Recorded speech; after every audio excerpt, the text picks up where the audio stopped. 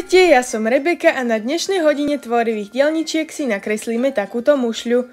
Predtým, než začneme, si prosím pripravte ceruzku, gumu a rúžovú fixku alebo farbičku. Začneme obyčajnou čiarou z hora nadol. Hore k nej pripojte jednu čiaru sprava doľava a konce všetkých čiar spojte tak, aby vznikli dva trojuholníky. Tam, kde sa spájajú tri čiary, nakreslite malý trojuholník. Nad dlhú horizontálnu čiaru nakreslite oblúčik a načrt je hotový.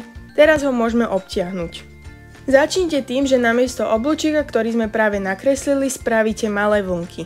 Z každej z nich potom spravte rovnú čiaru smerom do spodnej časti mušle. Nakoniec obkreslite aj malý trojuholník.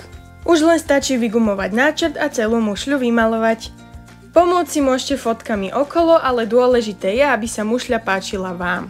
Dúfam, že sa vám vaše mušle podarili. Ak sa vám dnes ešte chce kresliť, v popise tohto videa nájdete linky na ďalšie dve videá, pomocou ktorých si budete vedieť nakresliť takýto plážový obrázok. To je na dnes všetko, kreslíme zas na budúce. Ahojte!